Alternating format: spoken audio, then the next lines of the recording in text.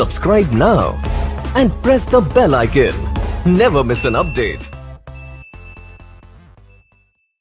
My reason to be here is the same as that of your elder brother or your sister being allowed to do things that you're not allowed to do at home. I'm like them, older, that's all. So if you think that I have had a successful career, as I was getting very embarrassed when David was recounting, because also it's been so many years since I've got an award now, yeah. This is like gotta work harder. So also if you think I've had a successful career, a great past performance and my experiences of it are no assurance that it'll work in the future for you or work for you at all. And anyway, none of what I say today you will remember as soon as you're out of here. Or maybe even earlier, because you're still sleeping from the big party you guys had last night. What I say may make sense to your mom or dad, who will remember it some years down the line, and they will also remember it for all the inappropriate things that I'm going to say tonight. But you are here, and so am I, so I promise to keep this extremely crisp and sharp. 20 minutes, tops.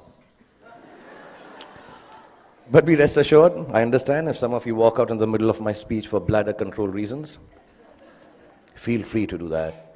Feel free, because that's what essentially my talk is about.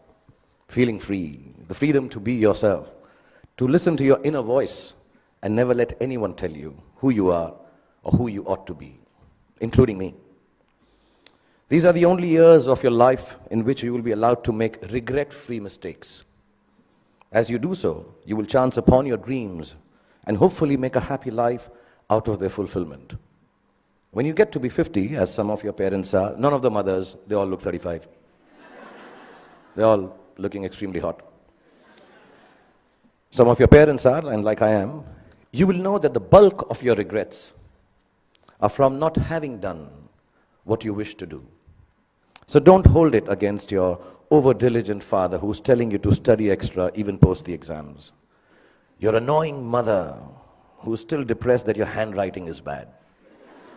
You know, she doesn't understand. If it was bad 5 years ago, chances are that your handwriting is not going to improve for the rest of your life, ever.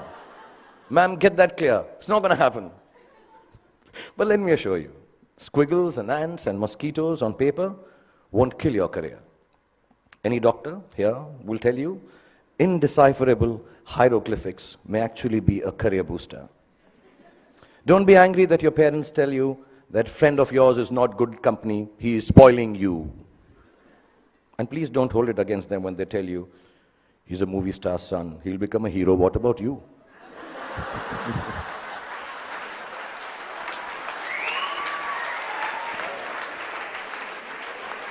I mean, let me assure you, movie stars, sons and daughters also have to work. Basically, just don't grudge the old man and the old bag, ever. All us parents try to do is to make you happy with your choices by annoying you with ours that are actually your choices anyway. But you just don't know it yet. Your hormone levels are too high for you to understand this confusing logic. All you want to be is yourselves, and you're quite sure you know what that is. And I'm here tonight on your side only to confirm your conviction as you set forth into the big bad world from the loving shelter of Mrs. Neeta Ambani and all these wonderful and beautiful and warm teachers and faculty who have nurtured you to embark on your own journey through life. I was talking about parents because I think tonight is about parents. So I'm going to tell you something about about my parents. My mother was top class. She was really cool. She loved me unconditionally, was beautiful, like all mothers are, and believed I will be the most famous man in the world, and I could do no wrong.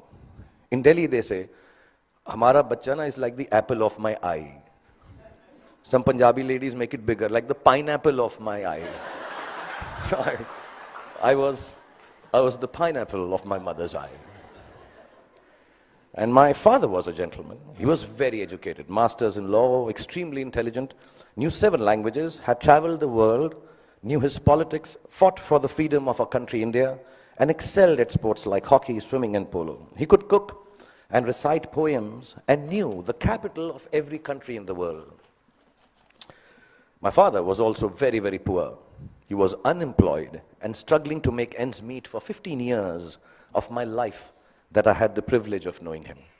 From when I was 10 to when I was 15, not being able to afford fancy gifts for me, he would wrap up something old that belonged to him in newspapers and declare it as a birthday gift when my birthday came along. This, in the next 11 and a half minutes left that I have, is the story of the 5 gifts my father gave me and how they helped me become what I am today. When I was 10, my father gave me an old chess set.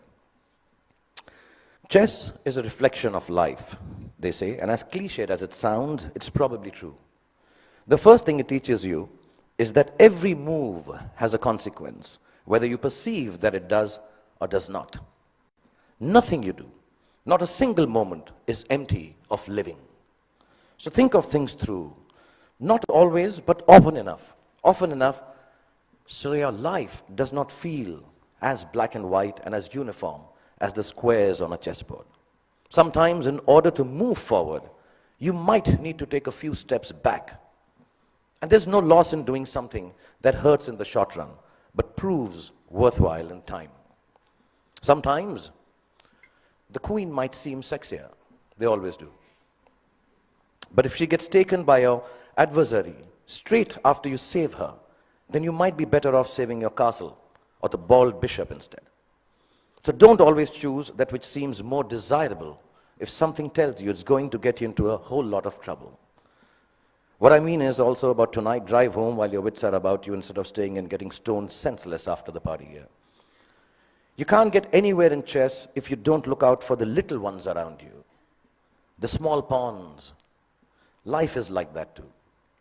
If you forget the smallest of your people or become foolish enough to imagine that the little graces you are given are of no value, you end up nowhere. When you look around you, learn to notice all the tiny little things that make your existence privileged and special. Just the fact that you are here, in this very moment, at this fantastic school, in the company of such adoring parents, is the product of immense love, hard work, and sacrifice on the part of many people present here. Taking your blessings for granted is the most ungracious stupidity, both in chess and in life. Then there's what they call, I don't know how to pronounce it, but sounds very cool, the Zugzwang. The Zugzwang, yeah. It's a really cool word.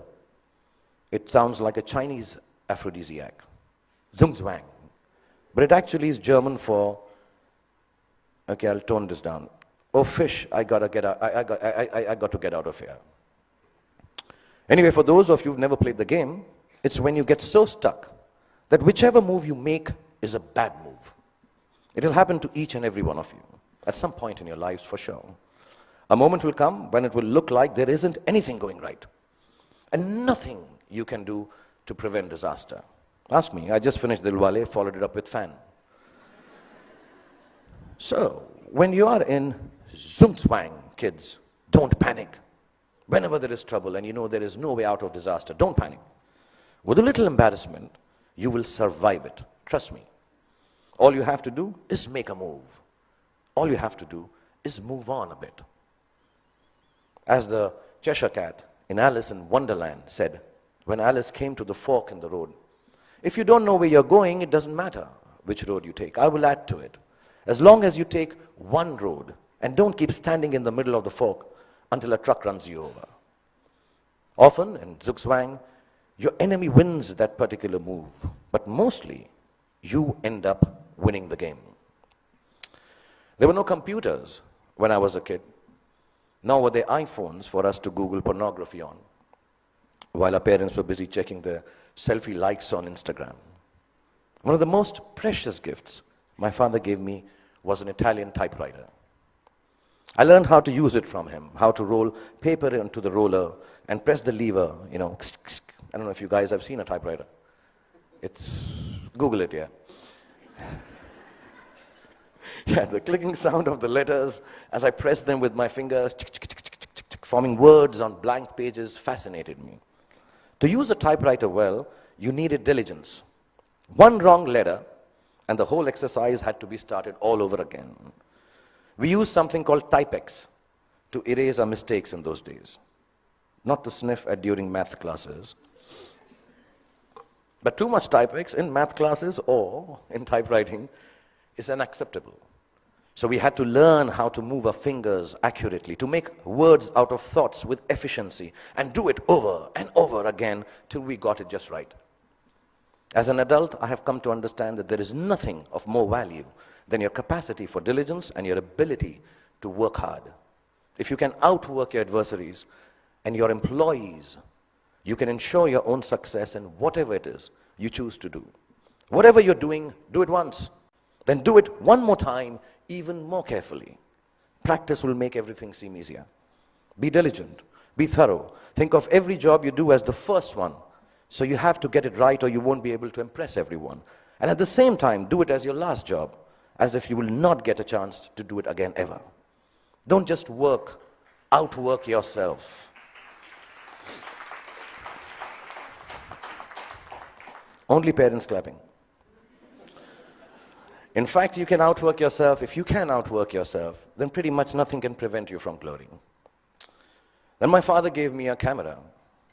And the most beautiful thing about it was that it did not work. We all have those Leica ones, old ones, which don't work, look really cool. I learned that things don't always have to be functional to fulfill a need. That sometimes when things are broken, the greatest creativity emanates from their fragments. I found myself looking at my world magically through the unusable lens, and the fact that there was never any actual photograph to see taught me my most important lesson yet. That creativity is a process of the soul. It does not need an outcome or a product for the world to accept. It needs only the truth of its own expression. It comes from within and makes of your world whatever you wish it to make. So don't be afraid of your own creativity. Honor it. It doesn't always have to be seen or approved by those around you. It is an expression of your deepest self, and it belongs as much to you as it does to the universe that nurtures and inspires it. All creativity is not for everyone to like or understand. All art is not up for sale. Some creativity has a bigger role to play. It is to keep you company when you're alone, when you need a friend, when the world doesn't seem to understand you. Your creativity, whatever that may be, I know a friend of mine who makes dolls out of bath bags from aeroplanes. Whatever your creativity is, your creativity will be the only thing that will keep you inspired and satisfied. Honor it to the end, whatever it may be. Mine is poetry. I write rubbish poetry. It's so bad that sometimes I cringe to read it myself. It's crap. But I write it. It is my secret place. It is mine to make me feel free and happy. So you find yours, and if the world loves it, good. If it doesn't, even better, because now you will truly have a friend. So keep your creativity intact. My father was a funny guy. He had the capacity to turn any kind of serious situation in a way that it seemed less stressful, with a bit of humor. Without a sense of humor, the world will always be a dull and dreary place. No darkness or despair should ever be beyond a good and a hearty laugh.